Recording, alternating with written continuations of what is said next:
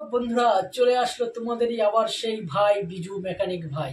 তো আজকের ভিডিওতে একটা ইউনিক ধামাকা ভিডিও নিয়ে চলে এসেছি। ভিডিওতে দেখাবো, আজকের ভিডিওতে এটাই দেখাবো যে ব্যাটারি কিভাবে সিরিজ কানেকশন করতে হয় বা মোটর ভ্যানে কী করে ব্যাটারিগুলোকে নতুন ব্যাটারি কী করে বসানো থাকে। তো চলো বেশি কথা না বাড়িয়ে চুপচাপ একদম সরাসরি চলে যাই কী করে কানেকশন করতে হয় সেই পয়েন্টে। চলো দেখে নাও আগে, তারপরে বাকি কথা ভিডিওর পরে বলবো। টাটা। সর্বপ্রথম আমাদের ব্যাটারির বাস্ক থেকে ব্যাটারিগুলোকে খুলে নিতে হবে। আগের আমি একটা শর্ট ভিডিওতে তোমাদেরকে দেখিয়েছিলাম যে ব্যাটারি রিমুভাল 52 অ্যাম্পিয়ারের ব্যাটারি রিমুভ বা আনবক্সিং বলে একটা শর্ট ভিডিও আমি পোস্ট করেছি। তো সেটাই আবার তোমাদেরকে এই ভিডিওতে দেখাচ্ছি যে বাস্ক থেকে ব্যাটারিটা রিমুভ করে নিতে হবে আগে।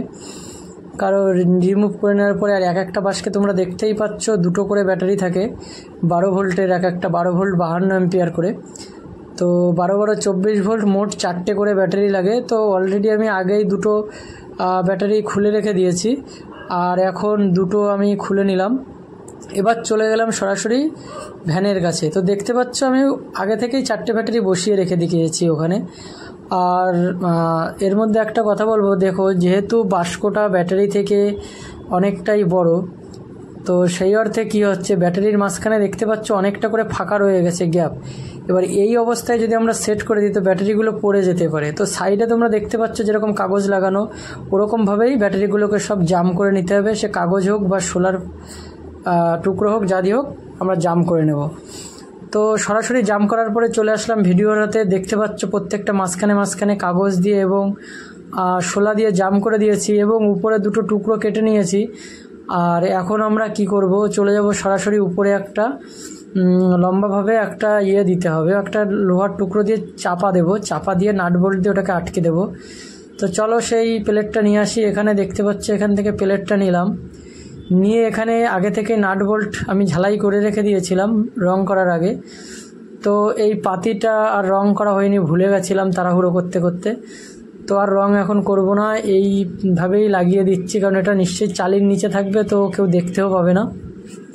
এটা হচ্ছে তোমার ভাইয়ের শয়তানি। তো যেহেতু চালির নিচে না থাকলে অবশ্যই রংটা করা লাগতো।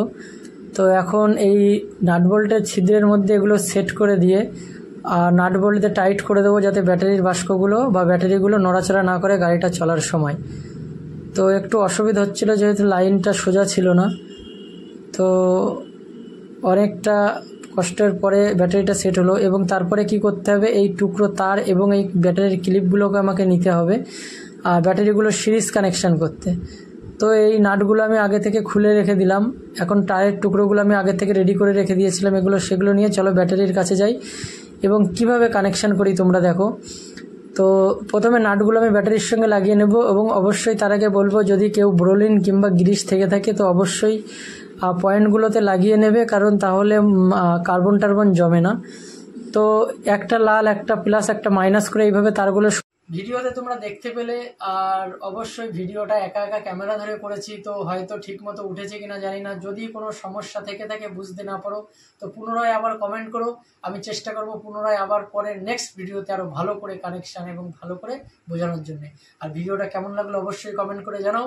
আর আগামী দিনে কি বিষয়ের উপরে, কোন টপিকের উপরে তোমরা ভিডিও দেখতে চাও, কি বিষয় জানতে চাও, অবশ্যই মতামত জানাবে এবং ভালো না লাগলেও জানাবে।